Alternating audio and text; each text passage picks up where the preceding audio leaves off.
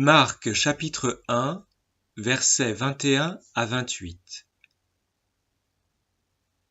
Il pénètre dans Capharnaüm, et dès le jour du sabbat, entré dans la synagogue, Jésus enseignait.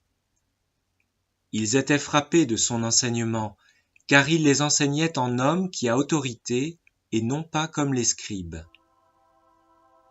Justement, il y avait dans leur synagogue un homme possédé d'un esprit impur. Il s'écria : « Que nous veux-tu, Jésus de Nazareth ? Tu es venu pour nous perdre. Je sais qui tu es, le Saint de Dieu. »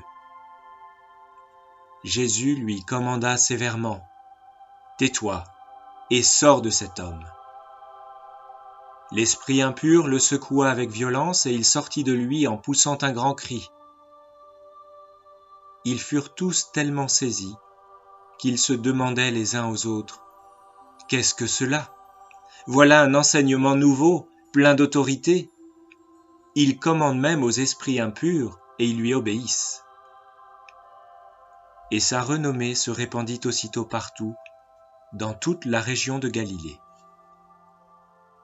Marc va à l'essentiel. Il nous dit que Jésus est arrivé à Capharnaüm et qu'il enseigne. Il enseigne dans la synagogue, avec sûrement les disciples. En tout cas, ce qui est sûr, il enseigne dans une synagogue avec des personnes tout autour de lui qui l'écoutent. Et ces personnes-là sont marquées.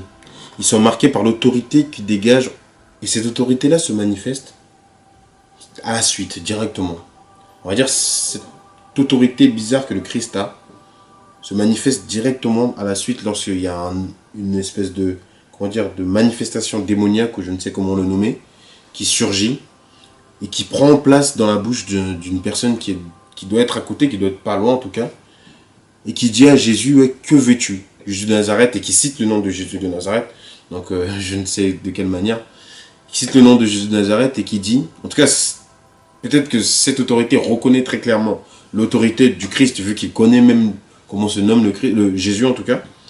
Et cette autorité dit à Jésus : que veux-tu ? Veux-tu nous perdre ? Et automatiquement le Christ prend autorité sur cette autorité, sur ce démon, sur cet esprit ou je ne sais quoi, comment le nommer. Et il dit : tais-toi. Et il lui dit : quitte ce corps. C'est les mêmes choses qui se passent dans nos vies, c'est les mêmes choses, c'est les mêmes problèmes, on va dire, souvent dans la vie que nous trouvons graves, des problèmes qui immergent, des problèmes qui vont sortir sûrement lorsqu'on va décider de suivre la vie du Christ, de devenir des disciples, comme je l'avais dit dans la vidéo précédente. Lorsqu'on décide de devenir disciple du Christ, il y a certains problèmes qui vont ressurgir du néant, qui vont ressurgir de nulle part, qui vont nous troubler, qui vont nous faire peur, qui vont nous faire angoisser, où on sera peut-être à bout.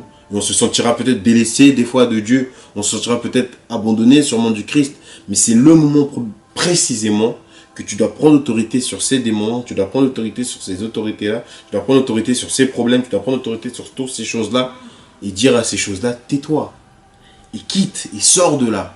Et que ces problèmes-là doivent sortir de ta vie, ces problèmes-là doivent quitter ta vie. Ils ne doivent pas quitter ta vie partiellement, ils doivent quitter totalement ta vie. Je ne sais pas quel problème peux-tu avoir, je ne sais pas, des problèmes d'angoisse, peu importe, certaines difficultés de la vie, mais c'est le moment, pendant cette période de carême, de dire à ces problèmes-là : tais-toi et sors de ma vie.